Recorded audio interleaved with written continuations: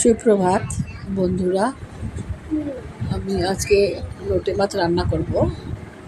আমি দুরকমভাবে করি, অনেকেই তো অনেক রকমভাবে করে। তা আমি আগে লেবুর রস আর একটু নুন আর একটু হলুদ মাখিয়ে রাখলাম আর কি, একটু ম্যারিনেট করে রাখলাম ওটাকে।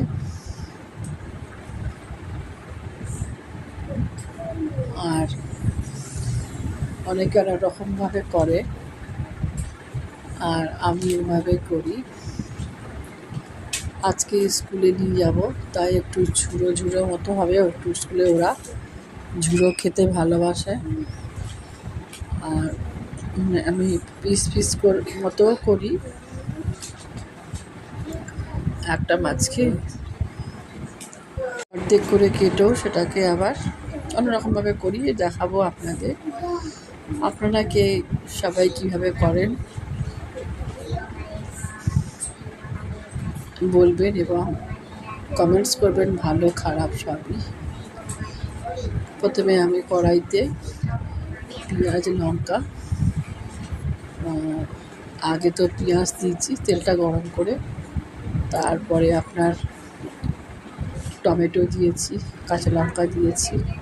পেঁয়াজটা লাল লাল হয়ে যাওয়ার পরে তারপরে নুন দিয়েছি সামান্য, কারণ মাছে নুন মিশিয়েছিলাম, তাই জন্য নুনটা সামান্য দিয়েছি।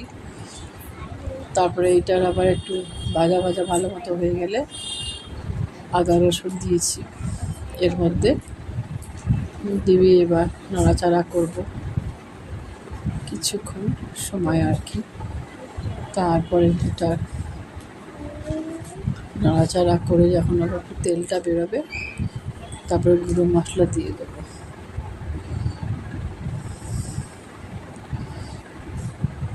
আদা রসুনের পেস্ট দেওয়া হচ্ছে আর কি, দিচ্ছি।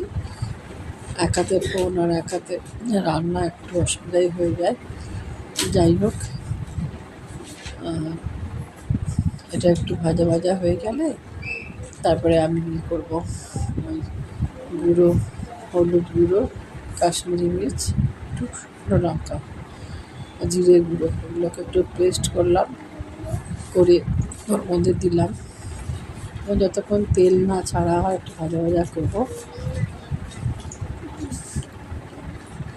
কে কেমনভাবে করেন একটু জানাবেন। বিভিন্ন ধরনের রান্না তো ভালোই লাগে।